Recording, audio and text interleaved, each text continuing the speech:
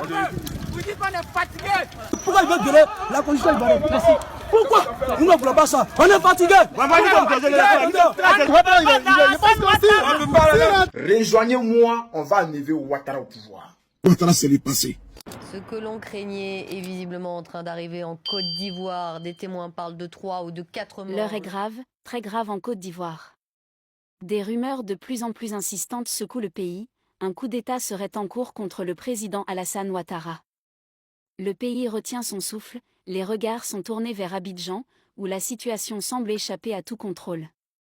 Selon certaines sources non encore confirmées, le président aurait fui précipitamment le palais présidentiel, après un ultimatum de 72 heures lancé par une population à bout de patience, à bout d'espoir, à bout de souffle. Monsieur le Président, nous te demandons de quitter le pouvoir pendant qu'il est encore temps. Vous ne voulez pas ça. On est fatigué.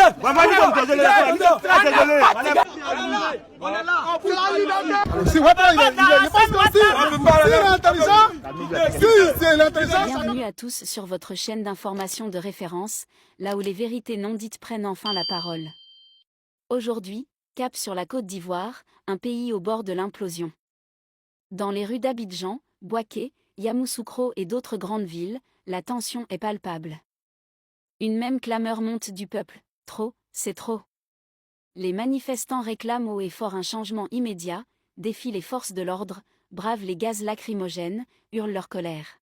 Ce qui se passe actuellement en Côte d'Ivoire est vraiment triste. Alassane Dramane Ouattara est tellement, je le dis haut et fort, il est tellement un manipulateur, il est tellement un bandit, un vaurien, un sanguinaire, un dictateur, un imposteur de grand chemin. Plus d'une décennie de règne. Trop de silence. Trop de blessures. Et cette fois-ci, la goutte de trop, Alassane Ouattara, 83 ans, aurait l'intention de briguer un 4e mandat. Oui, un 4e. L'élection ne doit pas être une bataille à mort. Vous n'excluez pas d'être à nouveau candidat en 2025? Ah non, non, écoutez, ça suffit comme ça. C'est un sacrifice que je fais. Pour moi, il me serait difficile, même impossible. Et j'espère que la Constitution va nous régler ce problème. Mais le peuple n'est plus dupe. Rejoignez-moi, on va enlever Ouattara au pouvoir.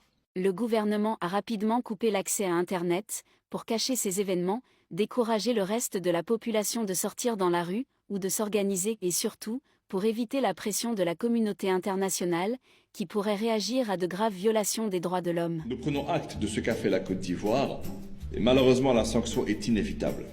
À partir d'aujourd'hui, Alassane Ouattara est exclu. Nos sources indiquent que plusieurs ambassades étrangères sont en état d'alerte maximale. Malgré cela, j'agirai de manière décisive et rapide. Le gouvernement ghanéen, inquiet de l'évolution de la situation, a ordonné le rapatriement immédiat de ses ressortissants. D'autres pays de la sous-région préparent en silence des plans d'évacuation. Le monde observe, avec inquiétude. Et avec stupeur. Est-ce la fin d'un règne? Ou le début d'une nouvelle révolution?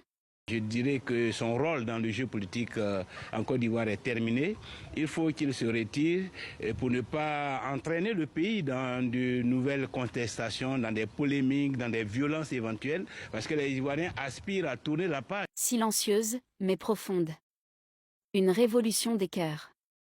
Une révolution des consciences. Car aujourd'hui, la Côte d'Ivoire ne veut plus subir. Elle veut décider. Elle veut écrire sa propre histoire. Et cette histoire, chers abonnés, pourrait bien commencer maintenant. L'Afrique regarde. Le monde attend. Et vous, êtes au cœur de l'info. Nous vous invitons à partager vos opinions dans les commentaires. Si vous avez apprécié, n'hésitez pas à le liker et à le transmettre à vos proches. Pensez également à vous abonner et activer la cloche de notification pour ne rien manquer de nos prochaines vidéos. Votre soutien est essentiel et nous vous en sommes très reconnaissants.